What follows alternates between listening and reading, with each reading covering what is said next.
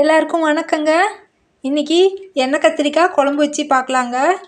நான் ஒரு நாளே எண்ணெய் கத்திரிக்காய் குழம்பு வீடியோ போட்டிருக்கிறேங்க. அது கத்திரிக்காய் அப்படியே எண்ணெயில் போட்டு வதக்கிட்டு குழம்பு வைக்கிற மாதிரி போட்டிருந்தேங்க. இது உள்ளே மசாலா வச்சு குழம்பு வைக்கிற மாதிரி இன்றைக்கி செஞ்சு பார்க்கலாங்க. அதுக்கு நான் இவ்வளோ கத்திரிக்காய் வாங்கி வச்சுருக்கிறேங்க. இது ஒரு அரை கிலோவுக்கு மேலே ஒரு 2-3 காய் இருக்குங்க. இப்போ இதை நல்லா கழுவிட்டு இந்த காம்பை அரிஞ்சு எடுத்துட்டு இந்த மாதிரி நாளாக அரிஞ்சிட்டு உள்ளே ஏதாவது சொத்தகத்தை இருக்குதான்னு பார்த்துட்டு எடுத்து வச்சுக்கலாங்க. இது தண்ணியில் போட்டு வச்சுருக்குறேங்க. இப்போ இதுக்கு மசாலா வதக்கிட்டு அரைச்சிடலாங்க. அடுப்பில் ஒரு வானல் வச்சுருக்குறேங்க. இப்போ நான் எண்ணெய் விடலைங்க, வெறும் வானல் தான் இது. இதில் கொஞ்சம் ஒரு அரை ஸ்பூன் அளவுக்கு வெந்தயம் சேர்த்துக்கலாங்க. கொஞ்சமாக சேர்த்துக்கிறேங்க.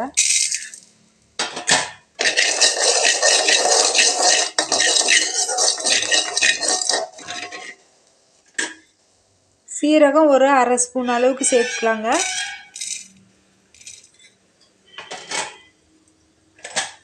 சோம்பு ஒரு அரை ஸ்பூனுக்கு சேர்த்துக்கிறேங்க.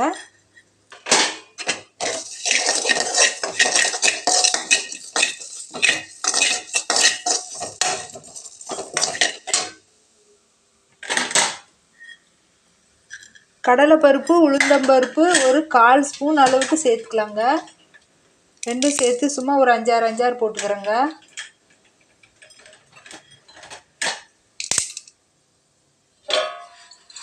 கடலக்காய் கொஞ்சம் சேர்த்துக்கலாங்க, வேர்க்கடலை.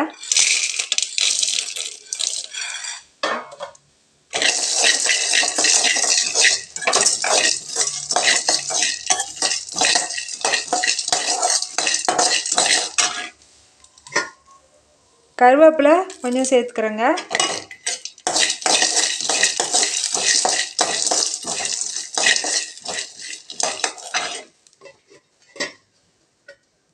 ஒரு 2 ஏலக்காய் சேர்த்துக்கிறேங்க.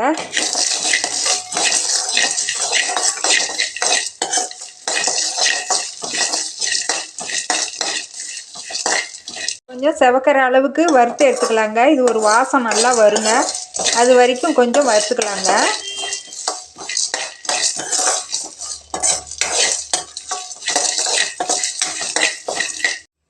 வர கொத்தமல்லி ஒரு 4 ஸ்பூன் போட்டுக்கிறேங்க. 3 டேபிள் ஸ்பூன் இருக்குங்க, இது போட்டுக்கிறேன்.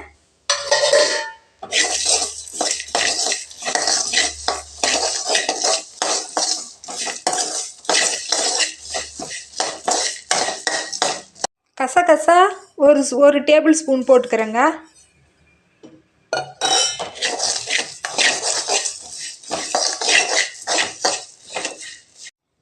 வரமிளகாய் காரம் எவ்வளோ தேவையோ அந்த அளவுக்கு சேர்த்துக்கலாங்க.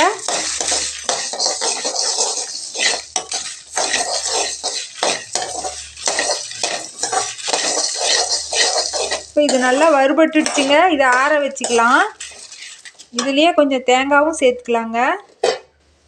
நான் தேங்காய் துருவல் கொஞ்சம் வச்சுருக்குறேங்க.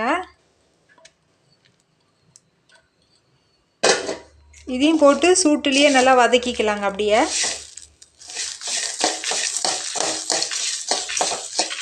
இப்போ அடுப்பு நிறுத்திடலாங்க. இது ஆறட்டுங்க.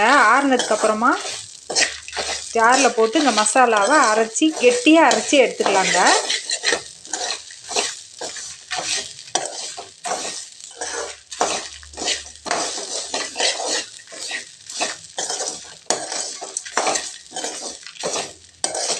ஜாரில் போட்டு உப்பு கொஞ்சம் சேர்த்து நல்லா கெட்டியாக அரைச்சி எடுத்துக்கணுங்க. இஞ்சி ஒரு துண்டு அரிஞ்சு வச்சுருக்குறேங்க. பூண்டு கொஞ்சம் எடுத்து வச்சுருக்குறேங்க.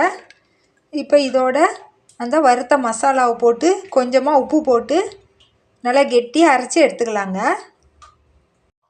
உப்பு கொஞ்சமாக சேர்த்துக்கலாங்க, மசாலாவுக்கு மட்டும் ஆகிற மாதிரி. அப்புறம் குழம்புக்கு திரும்ப சேர்த்துக்கலாங்க.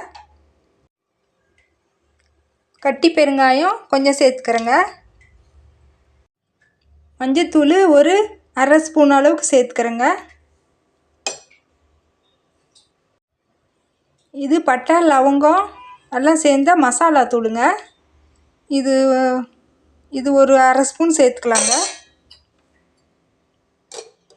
இப்போ இது கொஞ்சமாக தண்ணி விட்டு கெட்டியாக அரைச்சி எடுத்துக்கலாங்க. அரைச்சி எடுத்துட்டேங்க. பாருங்கள், இந்த மாதிரி கொஞ்சம் கெட்டிமாக இருந்தாக்க பரவாயில்லைங்க. இப்போது கத்திரிக்காவை எடுத்து இதை பிரிச்சுட்டு இது உள்ளார இந்த மசாலா வைக்கணுங்க. இப்படி எல்லாத்துலேயுமே உள்ளார மசாலா வச்சு எடுத்து வச்சுக்கலாங்க. இப்போது எல்லா கத்திரிக்காவிலையும் மசாலா பூசி வச்சாச்சுங்க. இப்போது குழம்பு தாளிச்சிக்கலாங்க. இப்போது அடுப்பில் பாத்திரம் வச்சுருக்கிறேங்க. கொஞ்சம் தாராளமாக எண்ணெய் விட்டுருக்குறேங்க. நல்லெண்ணெய் இல்லைனாக்கா கடலெண்ணெய் விட்டாக்க நல்லா ருசியாக இருக்குங்க. கடுகு வந்து ஒரு ஸ்பூன் அளவுக்கு சேர்த்துக்கலாங்க.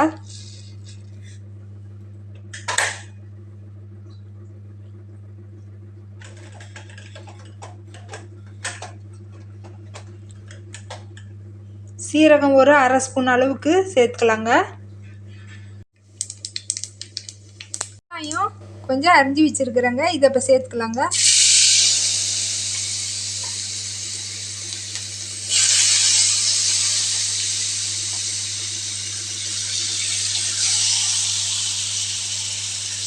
கருவேப்பிலை கொஞ்சம் சேர்த்துக்கலாங்க.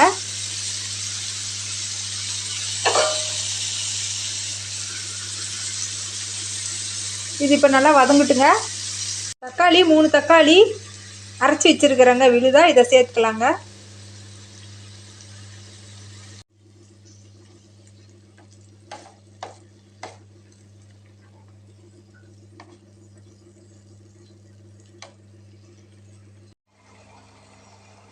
இப்போது மசாலா பூசினதை கத்திரிக்காய் எடுத்து ஒன்று ஒன்றா வச்சுக்கலாங்க. அதுக்குள்ளே தக்காளியும் நல்லா கொதிச்சிருங்க.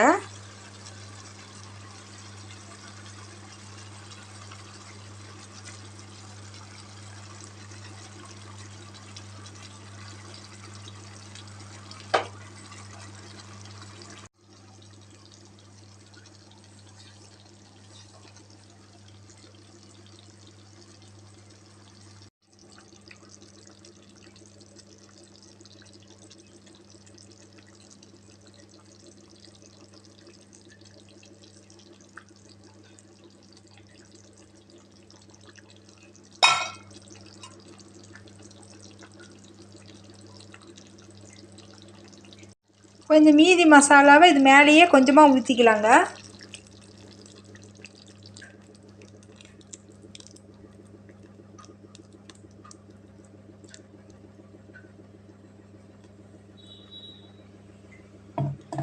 இது அப்படியே வேகட்டுங்க. மூடி வச்சிடலாங்க. கொஞ்சமாக புளி தண்ணி சேர்த்துக்கிறேங்க.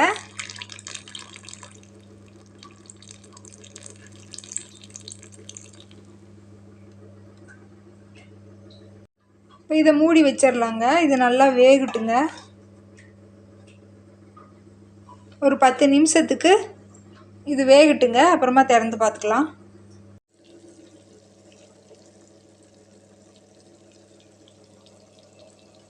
ஒரு 20 நிமிஷத்துக்கு அனலை கம்மியாக வச்சு நல்லா வெந்துடுச்சிங்க. இப்போ உப்பு காரம் சரி பார்த்துக்கலாங்க. கொத்தமல்லி தழை கொஞ்சம் தூவிக்கிறேங்க.